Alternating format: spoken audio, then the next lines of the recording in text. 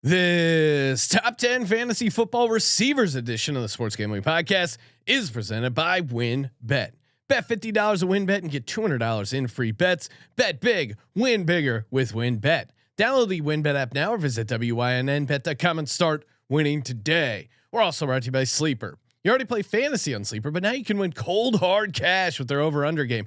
Just head to sleeper.com/SGP on your phone to join the SGPN group, and Sleeper will automatically match your first deposit up to $100. That's sleeper.com/SGP. And make sure to check out our relaunched merch store where you can get all your favorite SGPN gear.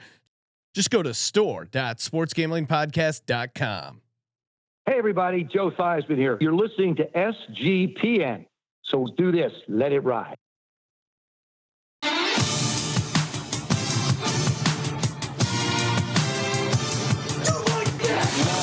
Cox. He's one of those guys who will get penetration.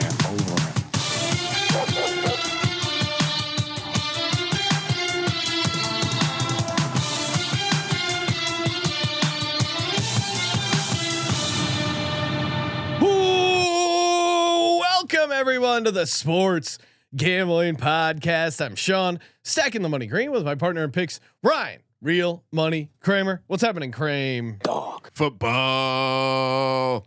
Have we gotten to the bottom of the biggest mystery on the planet post July 4th? What's that? What day is the Hall of Fame game? There is. We're trying to set up an official countdown on the Hall of Fame game. Kramer and I both pretty, well versed at using Google. I know how to use a computer, which most people separates me from some folks in the organization, and I, for the love of me, cannot figure out when the Hall of Fame game is. I'm pretty sure it's Thursday, August 5th, 5 p.m. But you go on even on the Hall of Fame website, right then, or Thursday, August 4th at 5 p.m. Pacific. But there's like numerous places that say the August 6th, that Saturday. I'm almost positive it's the 4th. The Thursday night football. There's some media that are advertising the weekend is the 4th through the 7th.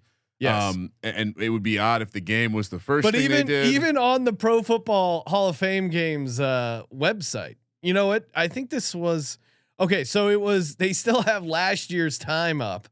That's why this is really confusing. Okay, so we're locking it in as also, Thursday, August 5th.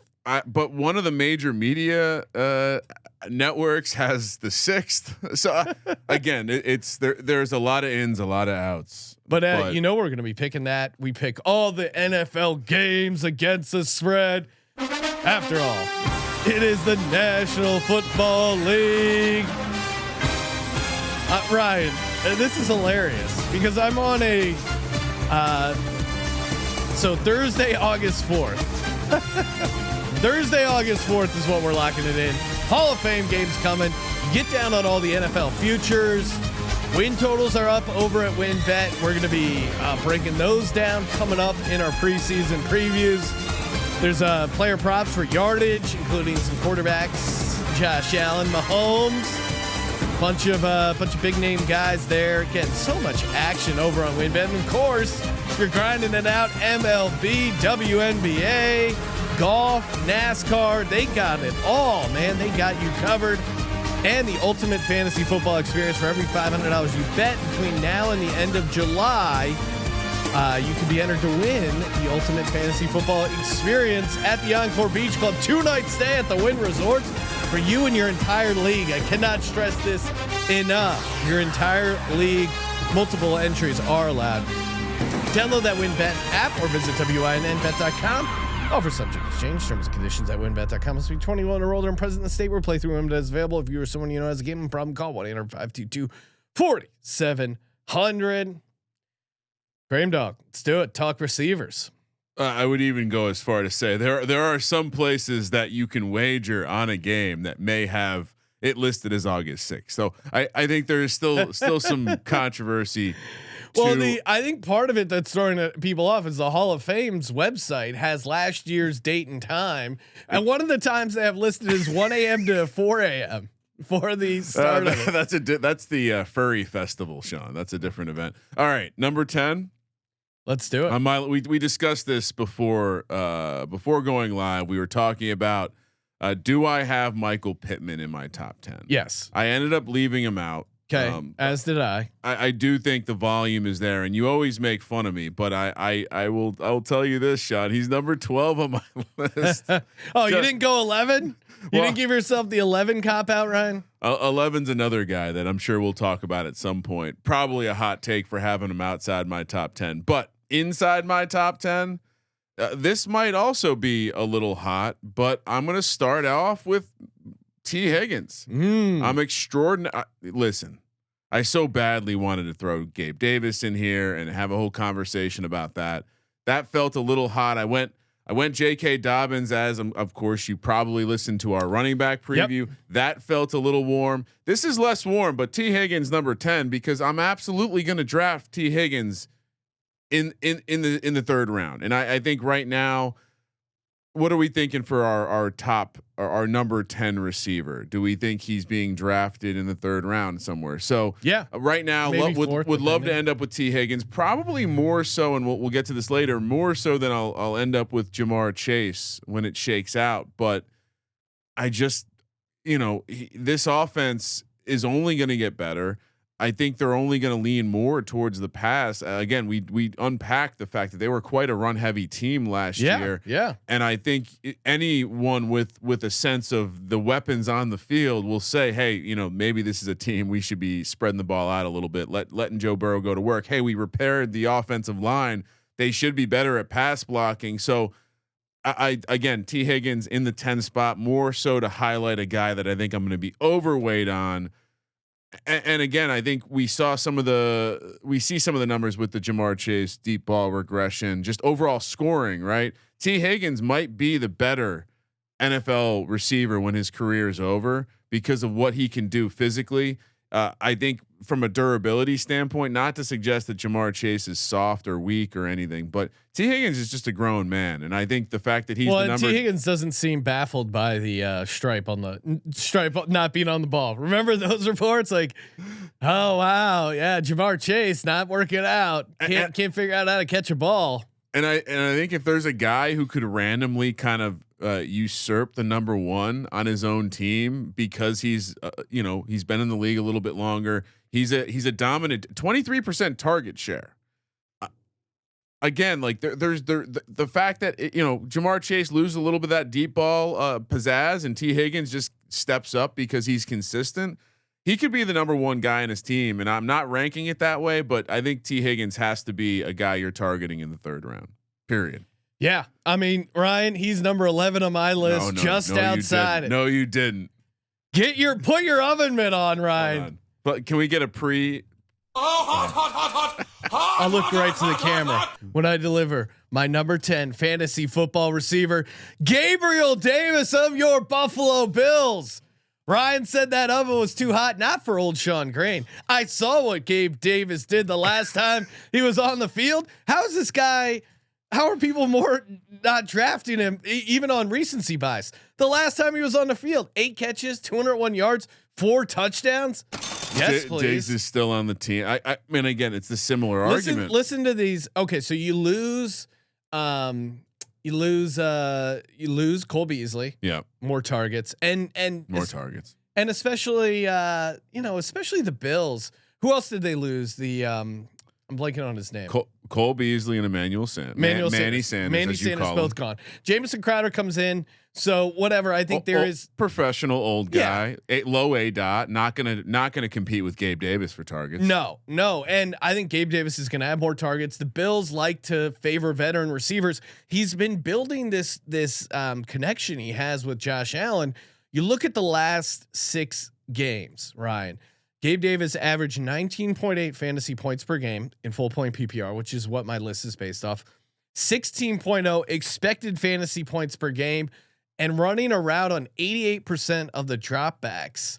So it's clear to me the Bills are all in on Gabe Davis, and also too, like, if you believe Sean McDermott at all when he's saying they want to run Josh Allen less, which I don't completely believe, but maybe even that increases his workload slightly. So I mean, the sky is the ceiling, as they say for Gabe Davis or whatever Michael Jordan said. I really am high on Gabe Davis. I'm going to own a ton of Gabe Davis shares. I wonder, do you have Diggs in your top 10? I was going back and forth on this. Interesting. I considered leaving Diggs out, but I do have Diggs in my top 10 because I was going back and forth to what you did, where you have 2 Bengals in your top 10. I was crunching the numbers and I thought to myself, can a offense really support 2 top 10 fantasy receivers? And I do think the Bills this year can. I have Stefon Diggs slightly higher. We should also remind people, yes, full point PPR. Apologies for not hitting that at the top of the show. Sean must have missed it in the notes. But also it's important to note that if you are playing best ball, the championship week will feature a game between the Bills and the Bengals. Yes. Which you didn't need an excuse to draft more Bills or Bengals, but just a reminder. Also the championship week for redraft. So, if you want to make sure that you're coming in, I know you got to get there and all that jazz. Obviously these offenses project to be good. That's why you might do that. But yeah, I mean, it's a good transition because in playing the either or game, I found myself putting Tyreek Hill back into my top 10 right here at number 9. And this is a great debate at number 9. Keep going with your Tyreek. Well, because I started my start was, do I take Steph Diggs or do I take Tyreek Hill? That's where I started Tyreek Hill. Didn't even consider the guys above. And for very clearly, because of the offense, I'm a little worried because of Gabe Davis. I also have Gabe Davis high. He's 13 for me.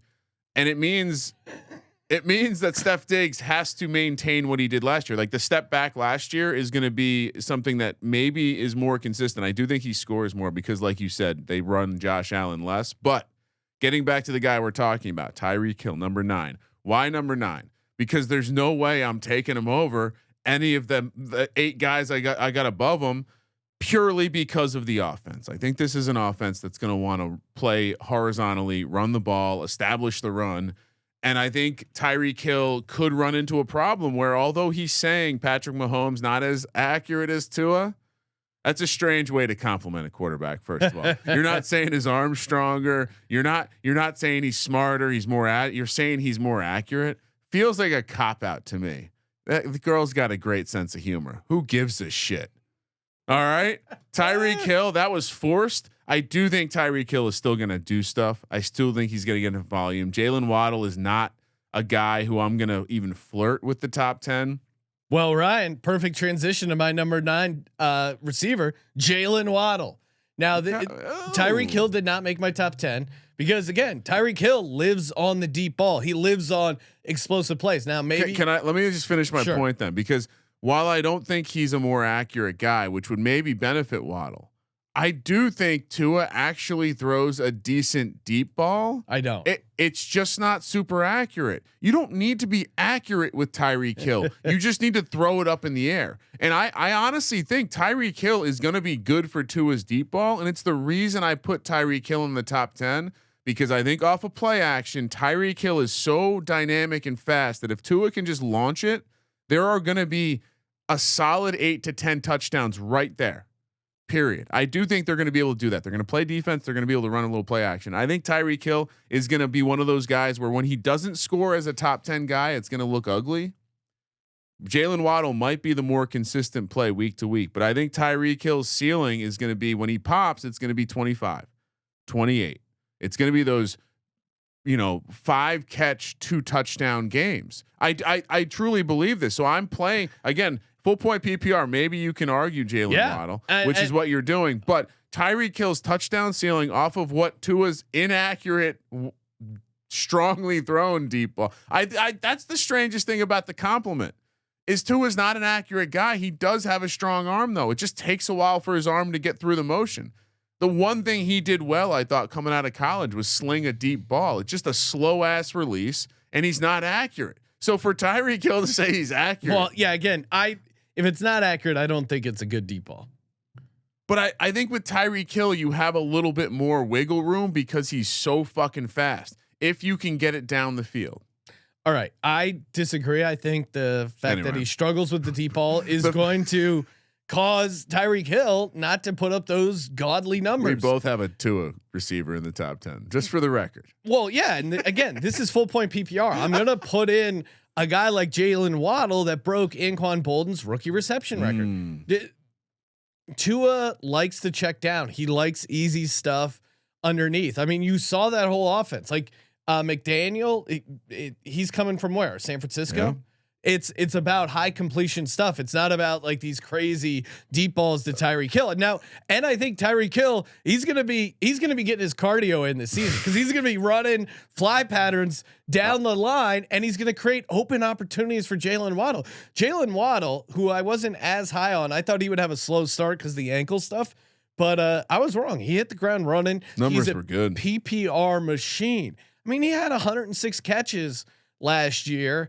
104 catches on 140 targets. I think he could beat both those numbers, and even 6 touchdowns. His yards per target, not great, 7.3, but that's what you're dealing with in the Tua offense. I'm just saying, he's not going to get there rushing, yards. Who gets the handoff? Who gets the San Francisco off? The handoff. Does Tyreek Hill go to work? And also, just sidebar, Tyreek Hill getting a massive contract in Miami. Is that a problem? I think we might see a cheetah that puts down has spent a little time on the beach sunning himself, Sean, catching a couple marks. I mean, Ryan, hung out. I don't want to blow up his spot, but I actually disagree because I don't want to blow up his spot, but he had a team around him. That tells me he understands he's a professional athlete. He had a team around him protecting him from the professionals. You saw it. It was a high priced offensive line that was preventing the random pros from sneaking in and getting too close to Tyreek. Maybe Tyreek knows that he can't control himself and he's got to keep himself in a bubble. I saw it in person. I believe he will have a similar strategy on the beaches of Miami, and I think Tyreek Hill is a bargain right now going in the 3rd round. Bargain. How many shares of Tyreek Hill do you have in best ball round? I have a couple. Okay. I would say, I would be looking to be on par with what I'm not going to be overweight on Tyreek Hill, but I'm not going to avoid him. I've drafted him on the best ball shows. I think you probably don't draft him as much because you don't want to have 2 in your stack. Let's be honest. I mean, that's the reason I like him. I'm a garbage quarterback stacker. You know that. Premium stacks haven't been my thing so far. I don't feel like you have much Tua though. Maybe I blacked it out. It could be. You've been more of the Tua off-season hunk. All right, DJ Moore, number 8. Okay. Yeah. Again, I definitely considered him. He's my number 11. Had to sneak in. Sorry, am I stealing your bit? He had to be in my top 10 just because of his production. Just when his offense, I mean, he's been in, would you say maybe the worst overall quarterback scenario in the league over the last couple of years, and all he's done is produce. And so QB proof. I mean, again, if Jimmy G ends up at, this is a great question. If Jimmy G ends up in Carolina, which it seems like that's the only chair available for him. And again, if I'm the Panthers, I'm definitely taking a shot on Jimmy G. You think that's an upgrade? Upgrade from Sam Darnold. I mean, what do you think happens to DJ Moore's ADP if Jimmy G goes up there? It has to jump up by a decent amount, right? I mean, we're looking at a guy that's just being drafted comically late, and you look at the numbers from last year. He sits right next to Justin Jefferson, Steph Diggs, Devontae Adams in targets. I mean, Cooper Kupp aside, because he was so far outside the realm of normal. Deontay Johnson was number 2, 169 targets last year, which you would say Big Ben fed the shit out of him, yes. Right? DJ Moore, 163 from a collection of dog shit quarterbacks. Yeah, and there's very much a world where he could be. He had 7 targets was his basement. Carolina could have a bad defense again. They could be playing catch up a lot. They will. I mean, I think if you're gonna spotlight a team that is gonna fill up the the stat sheet with garbage, I would put Carolina near the top of that list. Yeah. And so, you see it, right? They have a top 10 running back. They have a top 10 I wide do think receiver Jimmy for me. G kind of changes things, and maybe ultimately it would just have a net neutral impact on DJ Moore's fantasy because who's the number 2 receiver? We joked about this, but it's Robbie Anderson. Well, it's probably Christian McCaffrey, but yeah, there you go. And he's going in like the Terrace Marshall, Christian or Robbie Anderson are both being drafted in like the 18th round. Yeah, or going undrafted in these best ball drafts. So, to me, that tells you what you have probably a guy who's going to get 30% target share in a situation where they're going to be chasing a lot. He's going to be going against DBs that maybe aren't going 110% at the end of some of these games. I think the garbage king DJ Moore, number 8 on my list. Not in your top 10, number 11, huh? Yeah, I definitely thought about him. Some of these, especially in the bottom half, it's tough making that cut. I also briefly considered putting another receiver who, and maybe 10 or top 10 would have been a stretch. But Brandon Cooks, man, Ryan, as a team who, as a Texans stan, you got to look at Brandon Cooks. The guy just keeps putting up 1,000-yard receiving years, year after year after year, and decent touchdowns as well. I think he's kind of an interesting, and maybe we hit on him in the sleeper segment. My number 8 receiver, Keenan Allen. I briefly went back and forth either him or Mike Williams. There's some numbers. This is a hot take, I think. Really, that Keenan Allen's top 10.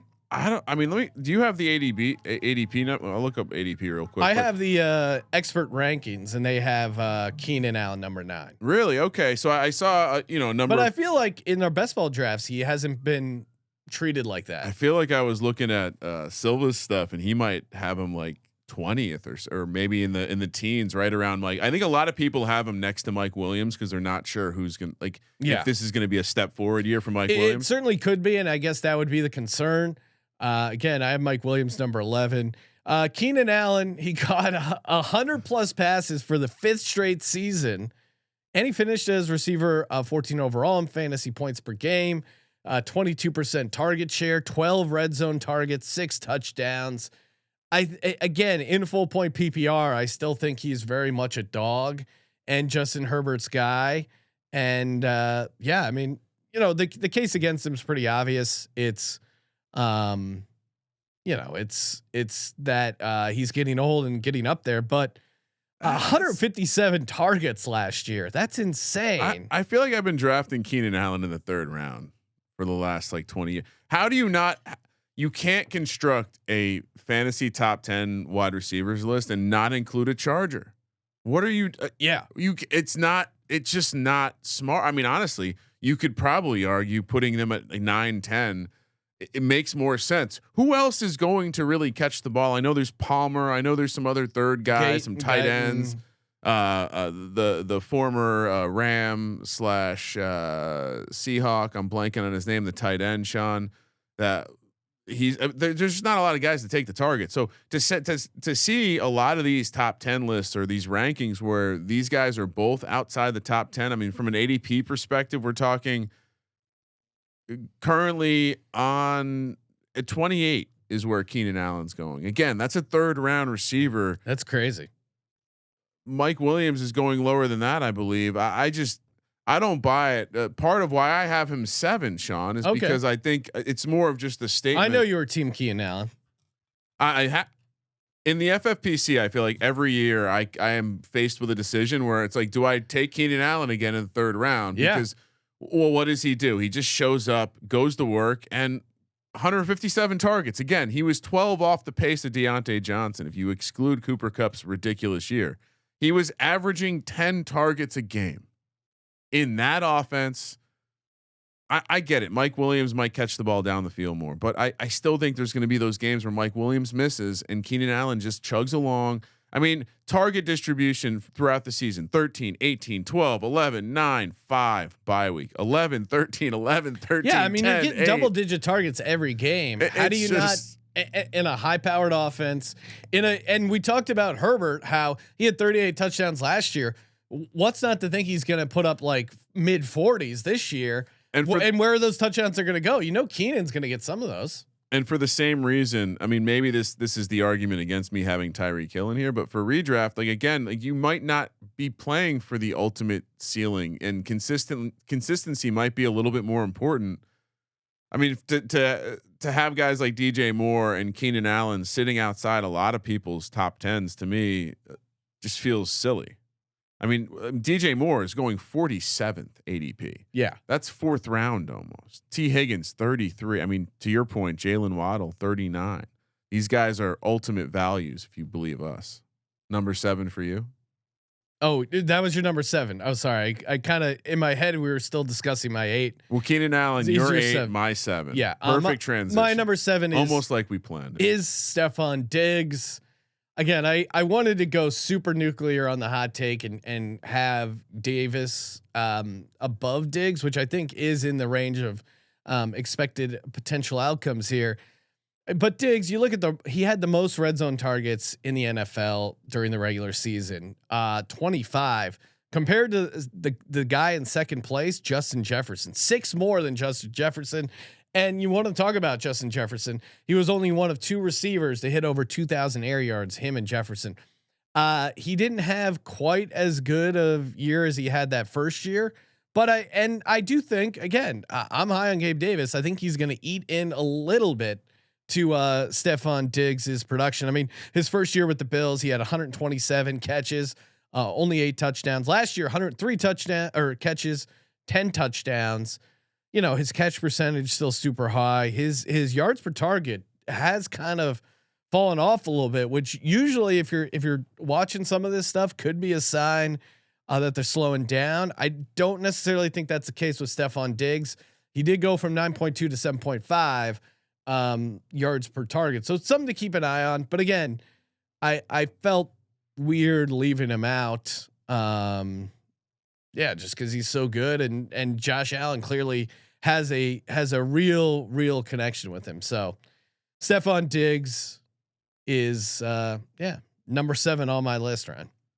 I mean, where's Stefon Diggs on your list? Well, I mean, we can talk about it right now. Okay, it's gonna be he's number 6. Oh, perfect timing. The case for him being higher is everything you described about his usage in the red zone, his usage in the high value area. I mean, he had 10 touchdowns, right? Even though he took a step back in a lot of some of those, deeper, how far down the field are you seeing the ball? How many targets are you getting relative to your teammates? He definitely took a step back, but he took a step forward in his usage in the red zone. And if you believe that they're going to take away some of the Josh Allen usage. Yeah.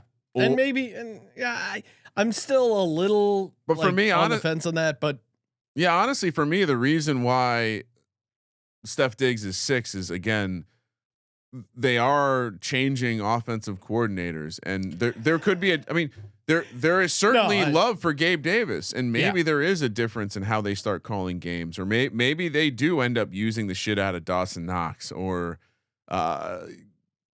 Jamison Crowder or the running backs, right? Cook is coming into the fold, and he could create a situation where he's sneaking some targets away. So like I said earlier, I think the Steph Diggs taking a step back in his overall usage in the team is probably real and here to stay. I think the area where I think it sticks around is the red zone stuff. So relying on touchdowns from one of these elite guys it's harder to keep him up near the top.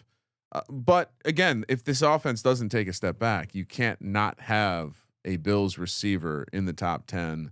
Probably near the top 5. I've taken him in the first round in some of these best balls, but lately playing the either or game, Sean, he fell to 6th. So unfortunately, I like Steph Diggs. I like how much he loves being in Buffalo. There is something cool about that. Yeah, him and Josh fights, and although his brother seems like a tool in Dallas, we got to sort that out. Number 6 for me. Give me newly minted Philadelphia Eagles AJ Brown. No. You don't have AJ. Where do you have AJ Brown? 11. He actually 17 in the expert rankings. Actually, 18. He's ranked number 11. I think the Eagles are going to be throwing more. I think he's the clear. That's wrong. Number 1 receiver, and I think the yards after catch. Here's the case against, or at least the case most people use against AJ Brown is, he has Jalen Hurts throwing to him. Blocker. He was brought in to block, right? Run first off. He is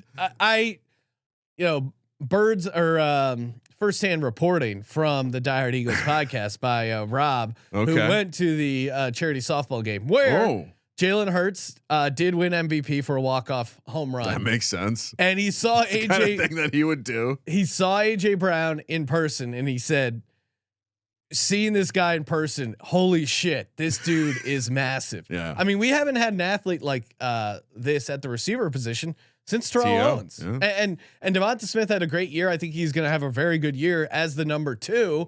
But AJ might really Brown, help him, honestly. What's up? It might really help him. Who?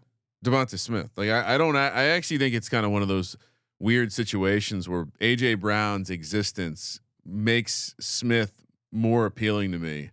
Especially with fantasy value. No, I think he could outproduce him, honestly. Well, and there's some chemistry there. There's a world where, and you want to talk about chemistry. AJ Brown and Jalen Hurts are long time. They've admitted they're best friends. Oh my god! So they're putting in the work after hours. Look at you. They're right as the league. The turns. locker room narrative is real. I mean, to me, everyone's knock is, Jalen Hurts isn't a quarterback you can rely on to deliver fantasy targets to receivers, which I understand that, but I would say his ceiling is very low. My counter to that is AJ Brown's yards after the catch are going to pad his numbers. I think it's frustrating because Howie generally has an understanding of how the team needs to be built. I mean, you so often in unsuccessful franchises see the clear disconnect between the guy building the team and the coach who's going to play the football. And so clearly there are other receivers out there. Clearly this was targeted A, because they're BFFs, and B, because of the kind of player AJ Brown is. And AJ Brown, I would say this with some receivers, and it's true. It's not as much true for other receivers. When AJ Brown went to the Titans, when Ryan Tannehill went to the Titans, he got better, right? Obviously much better player for the Titans than he was for the Dolphins. I think a lot of it was the scheme. A lot of it was the run support and play action off of the running game with Derrick Henry coaching. Yep. But I do think AJ Brown, a guy with a massive catch radius, helps a quarterback's confidence, helps just overall catch percentage. And I think he's going to be a sneaky PPR machine, AJ Brown. Okay. I think Devonta could be used more for the deep ball stuff, honestly. And AJ Brown, they're gonna set him up for nice yak situations, yards after catch. I wouldn't even be surprised, as much as I don't like it as a fan and eye test. I wouldn't be surprised if they use AJ Brown as a bubble screen stuff, because that dude is a tough guy to take down, and you just want to figure out ways to get the ball in his hands. So that's again an easy way to rack up some PPR points. Speaking of PPR, hopefully you got your fantasy league going over on Sleeper. I know we are knee deep, waist deep in our dynasty draft over on Sleeper. But while we're doing that, I check out the draft, and then I immediately click over to the over under tab, where you can win cold hard cash every day, grinding out these MLB player props. You can win anywhere from 2x all the way to 20x the money you put in. And again, if you go to the link sleeper.com/SGP on your phone, first off, they'll match your deposit up to $100, and you join our Sleeper chat where you can copy our picks. You can fade our picks. Again, tag me in the Sleeper squad chat at Sean T Green with a play that you think's really good. If it hits, I'll also throw in a SGPN sweatshirt from the newly launched merch store. So much free stuff. I mean, God, we're pretty awesome. But get that 100% deposit bonus. You owe it to yourself. And if you're in a state where you might not have access to this normally, Sleeper is active in a ton of states. So highly recommend checking them out. Sleeper.com/SGP. Terms and conditions apply. See Sleeper's terms of use for details. Kramer, you're up to 5, right? I need to give out my 5th. Yeah. Steph Diggs was 6. What do you got for 5th? Mine might be kind of hot. So wait, you're passing on your 5th to see what I'm giving at? You're also on 5. Yeah. Yeah. Either way. Okay. I was offering you the chance to lead. All right. My number 5, Cooper Kupp. Now, Whoa. Play the buzzsaw. Do the analog bugs. Wow. First off, Ryan, did you know Allen Robinson is younger than Cooper Kupp? Does that not kind of blow your mind? A little bit. In my head, Cooper Kupp he went to FCS school. No, but in my mind, Cooper Kupp's kind of this young guy, and really a lot of it is just because he had this insane outlier of a season. He had this crazy year, and I think it's gonna regress. And no knock on him. He was in the mix for MVP, and a lot of that was massive volume because Robert Woods went out. Like, if Robert Woods doesn't get injured, does Cooper Kupp have this insane season? I think maybe a very good season, but receptions alone, like, I just don't think you're going to get there when you have someone competing. When did for Robert targets. Woods go out? Do you know what week? It was very early on in the season. Just look at Cooper Kupp's career: 62 catches, 40, 94, 92, 145. Same with the yardage. 869, 566, 1161, 974, 1947 touchdowns, 5, 6, 10, 3, 16. I think he's going to have a very good year, but I think it's going to be like 9 touchdowns, 1,200 yards, 110 catches. I think they brought in Allen Robinson to eat up a lot of that, a lot of those opportunities that, Odell Beckham had. Again, he and maybe 5 is too low and too hot, but I just don't see him having that same outlier of a year. I think he has something, probably splitting the difference between what he did in 2020 and 2021, which to me puts him probably in the 5 to 3 range. And since I'm a hot take machine, I'll put him at 5. I thought I was going to be hot, putting him not number 1. Okay. Here's the concern though. I think Allen Robinson has been a guy that people keep expecting him to just be good. And what's the problem?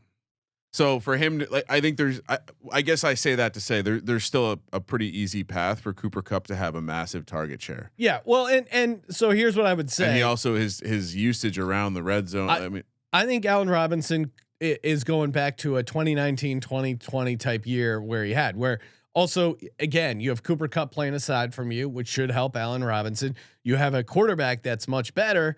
Again, most of his issues last year were, a combination of the quarterback issues. You have a rookie quarterback, you have quarterbacks who suck, and he was pretty injured. So again, like, if he can get back, not even all the way to what he did in 2020, which was 102 catches, 6 touchdowns, 1250. That's got to impact Cooper Kupp. Like, there's just so much you can do. And I don't think Stafford's going to throw for 45 passing touchdowns again this year. I think we could see more in the running game. And I think everything kind of broke right for the Rams offensively last year. I think they'll still be good offensively, but not, I mean, Cooper Kupp and Matt Stafford both had career years. And if you're putting Cooper Kupp at number 1, you're essentially saying, I think Matt Stafford and Cooper Kupp are going to both have career years again, almost. And I don't just see that happen in back-to-back years. I certainly think the touchdown regression is fair. I mean, you're talking 16's insane to me. Yeah. I mean, but he still gets such a massive volume, and I think and he has a connection with Stafford, and maybe he gets another 130 catches. But I think they brought in Allen Robinson for a reason, and I think he's going to eat up some of those Cooper Kupp targets. Because again, like those previous years, some of it was Jared Goff sucks, and he didn't have that connection with Kupp. But a lot of it was you have guys like Robert Woods. How many points do you think he outscored the second wide receiver? Oh, probably by like an insane amount. That's why I don't think he almost can do it again. 100 points. Yeah. So if he regresses, he has to regress like 4 fantasy points a game. 5. It's insane. So I think, yeah. I mean, I don't think that's crazy. He has to regress almost a touchdown a game. 4 points per game. Well, again, he had 16 touchdowns, so he essentially averaged a touchdown. Yeah. So let's say he gets 10 touchdowns per game or 10 touchdowns for the season instead of 16, and let's say he loses 2 to 3 catches per game. That's kind of what I'm saying. You want a fun nugget? Of the 5 wide receivers that have caught 16 touchdowns or more, they averaged a 6.6 the following season. 2 of them, Devontae Adams and Randy Moss, were able to go back to double digits. So, is he Devontae Adams or Randy Moss? Probably not. Yeah. But he's also, you watch anything about him or read anything about him. This is not a dude who's going to be affected by the money. I know everyone's affected by the money. It doesn't seem like he's going to be super affected by the money. And I think Stafford understands that he's old. And while I think there has to be a little bit of a hangover here, this team understands the window's small.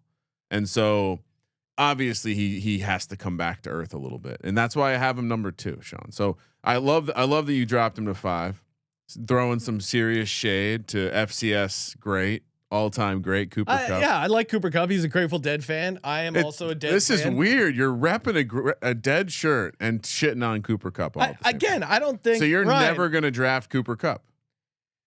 Well, I would say there are probably looking at my portfolio, I probably want to round it out with some Rams stuff. Okay. So yeah, there's probably some times where I'll snag Cooper Kupp, but it's not going to be like one of my favorite stacks. Got it. Because of how high you have to draft it. Fair. I mean, I would take he's going neck and neck with Jonathan Taylor or Najee Harris, who, as we mentioned on the running back show, I think I'm pretty high on.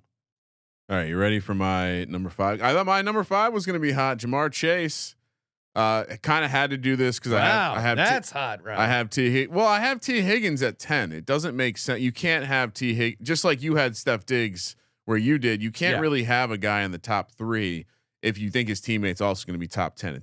There's just not enough to go around. Yep. Especially when Mixon's sitting there as a top 10 running back. So Jamar Chase, the case against. Well, last year, where did he finish? He finished 5th, and he had crazy efficient deep ball stuff, touchdowns. I know he's a rookie. I know there's the step forward. He's an interesting case because there was a lot of outlier stuff at the end, but also the guy was drafted so high. He has the pedigree. They have the connection. To your point, only 18 more targets than T Higgins, and this is the case back towards why they were a run first team last year, sneaky. Or low key, as the kids would say. This year, I don't think they're going to be a clear run first team, and I do think that the case for T Higgins seeing more targets makes so much sense to me. I do think you're going to key in on Jamar Chase because of how he can beat you and how he can take the quote unquote top off your defense. And when that happens, I mean, you look at Jamar Chase's game log. He's not seeing volume targets throughout. And when you look at his click it and bring it up here, but when you look at his actual game log, this is a guy that was, he had some moments of inconsistency. I mean, week 15, you're in the playoffs, Sean, 1.3 points. That's unacceptable. I know he went off for 55 in the championship week, but I think the case why you're not taking Jamar Chase number 2 after Jonathan Taylor goes, or whoever the consensus number 1 is by the time we get to August, is simply he only saw 128 targets last year, and he only saw 18 targets more than his teammate.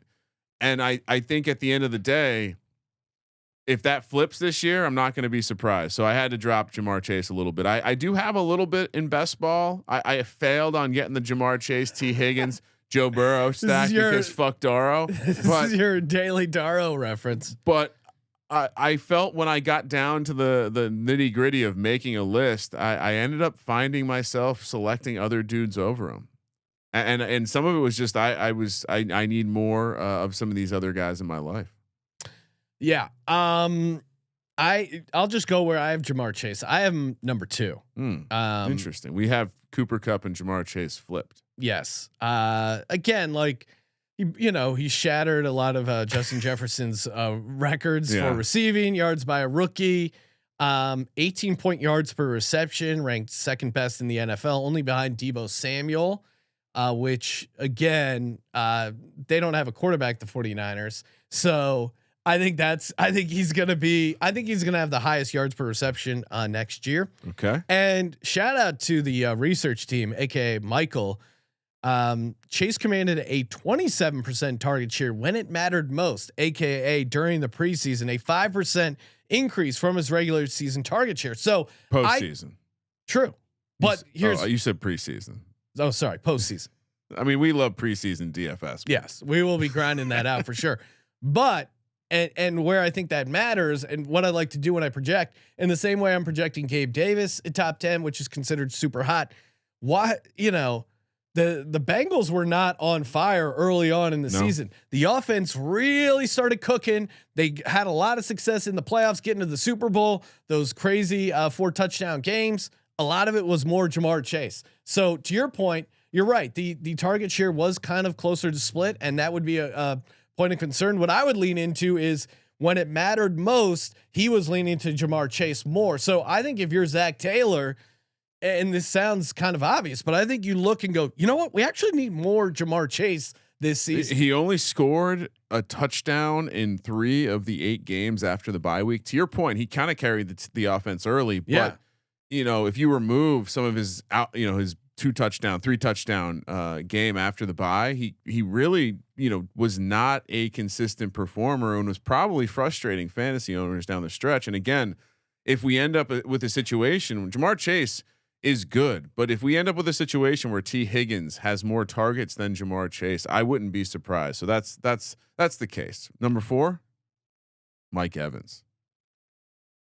All right. So I've not been high enough on Mike Evans so far in the best ball season. The case for this is serious.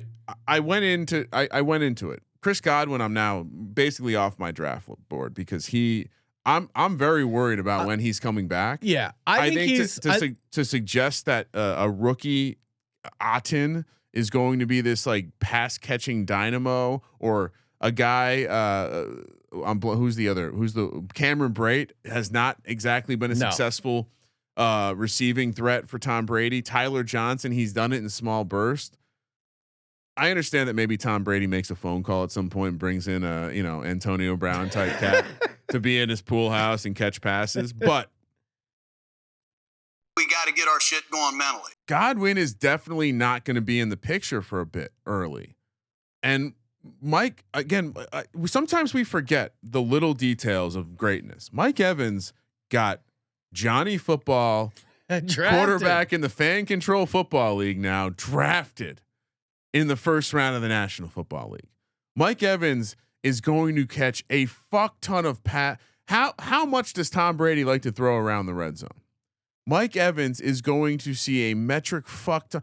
The Cooper Kupp jump to number 1 guy this year could very well be Mike Evans. Now, does Mike Evans need to stay healthy? Obviously, but we talk about the pass funnel. We talk about the how Tampa is pass first in every situation. No matter, are they down? They're up. They could be up 3 touchdowns, down 3 touchdowns. They're passing the football. And if Mike Evans is the dude this year, sky's the limit. I didn't hear you say his name, so I assume you don't have him in your top 10. You're completely wrong. Oh yes, I have him higher. I'll save it, Ryan. You couldn't be more wrong. I'll go to my number 4 receiver, and I agree with everything you say about Mike Evans. Let me finish my Mike Evans. And I got more coming when I get to it. The last thing I'll say about Mike Evans is he did all of this only with a 16% target share last year, and he was 8th in points. And so that might be a half point PPR stat. I apologize, but if he doesn't have another guy, like he's a guy that he doesn't really get doubled well. He's still big, he's still strong, and Tom Brady's still going to throw him. I think the biggest thing is he's going to get that Devontae Adams bump around the red zone. Like he's going to catch a lot of touchdowns this year. So all right, that was my number 4 guy. Who is your number 4 guy? Devontae Adams. Very good situation for him. Can getting reunited with his BFF Derek Carr. A healthy Devontae Adams has finished no worse than receiver 5 since 2018. Mm-hmm.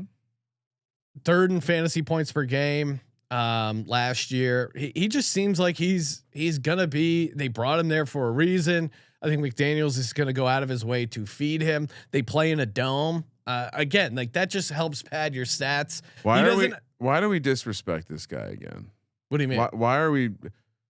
What do you mean? What do I mean? What does he do every year? Oh, he just produces. Produces. And I know some of that is him and Rodgers, but again, like remember that playoff game against the 49ers? Like there are games at the end of the season in cold weather that will impact the Packers passing game that I think he's going to make up for. Now, last year he had 169 targets. Now, what's scary is because why he's not my number one is the target competition from Hunter Renfrow, and Darren Waller, which I think is legit. I still think there's enough for Devontae Adams to eat. I think Renfrow will be down. I think Waller will be up slightly because he was so low last year.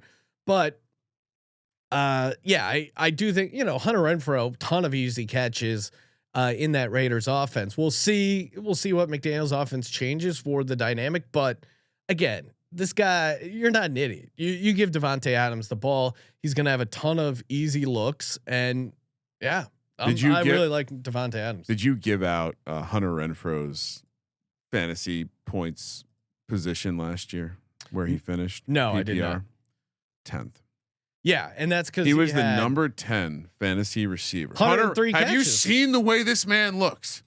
This is not a physical specimen. This is not someone he looks like a guy who, Belichick would pick up at a lacrosse game and have him run slot receiver. So, and I wouldn't even be surprised if they move Devontae Adams around, create some opportunities for him. Again, I like Hunter Renfrow. I don't think he's getting 103 catches this year. I just don't. I think the Renfrow, Adams, Derek Carr, even Waller stacks that you can put together in best ball, those are some of my favorite stacks and relatively easy to get as long as you get Adams, and everything else you barely have to overdraft to get. I love Derek Carr. I'm lukewarm on Darren Waller. I like Hunter Renfrow where he's being drafted. I'm not going to be overweight on him, but when when the stack matters, but I like Derek Carr as my number 10 quarterback. You gotta like because Devontae Adams is my number 1 wide receiver. Sean, he's done it before. I understand he's done it with Aaron Rodgers, but he's going to do it with a quarterback that's going to throw to him just as much. He literally brought his college buddy in. Where's your BFF talk now? Yeah, the locker room narrative.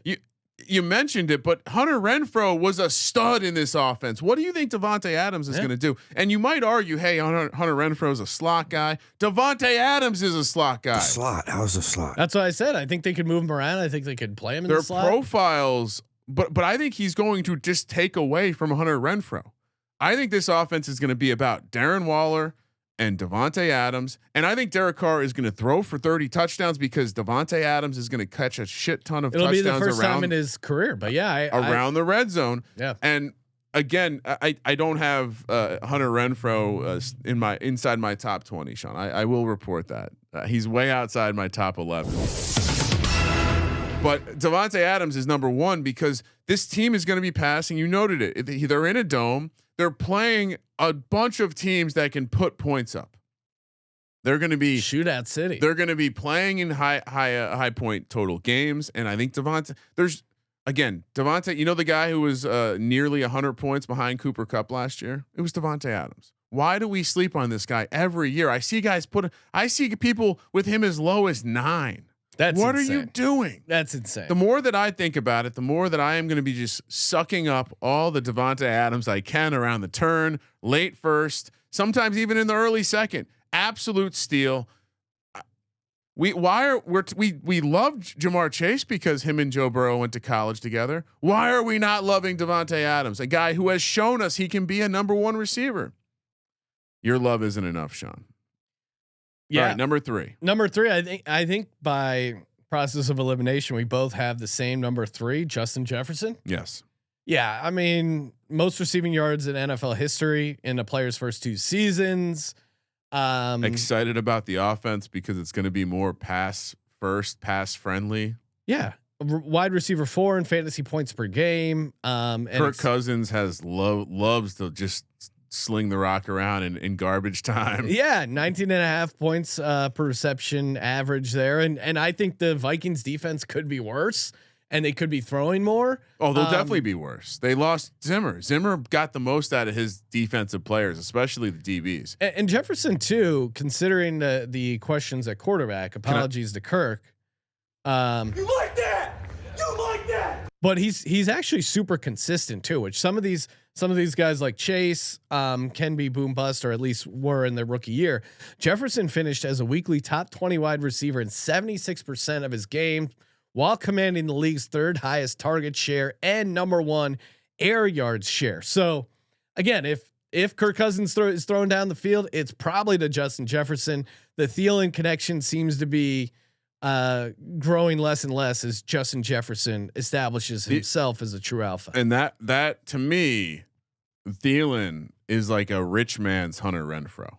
You know what I mean? Okay. And so in terms of what the relationship could look like for Devontae Adams, I think some people are way overrating what Hunter Renfrow is going to do. But yeah, Justin Jefferson, another nugget on their defense. Reason why, on top of the fact that Zimmer and his coaching is gone, and his defense has always maximized what they had. Andre Patterson, who is, according to most people in the NFL, a dynamo defensive line coach, he left the Vikings. You're gonna laugh at me when I say where he's coaching now with the Giants, but he left the Vikings, and that they've always had a good defensive line, good pass rush. So to your point, if this is at all a team that's going to take a step back on defense and maybe allow teams to score a bit more, Justin Jefferson in a strange way feels like a very safe pick this year. Feels like his floor is high, his ceiling is high. I don't have enough of him because I just don't want to have a Kirk Cousins stack. But think about what is a fun second Justin Jefferson, Adam Thielen, KJ Osborne, whoever else it might be, the tight end, all cheap. You can really snag the whole Vikings offense for very little equity in best ball. And I think from a week to week perspective in redraft, if the Vikings end up as one of the highest scoring teams, but also giving up some of the most points in the league, that kind of, I could see it happen. Like Justin Fields is going to have a great game on the road in Minnesota, and you're gonna be when is that? I got to look up the schedule now, but yeah, right, I mean, Ryan, while you're pulling up the schedule, I'm going to remind people to head over to ipvanish.com/SGP. Your lock when it comes to locking up your internet traffic. Again, you got passwords, all browsing history. There's a lot of people out there who want that. ISPs, hackers, all different sorts of nefarious folks out there trying to get in to your private internet activity. And again, you can hide your location. It's great for using on a streaming device like a Fire Stick. We use it here for God's Eye. There's plenty of reasons why you need to use a VPN, especially if you're traveling, you're on some sketchy Wi-Fi.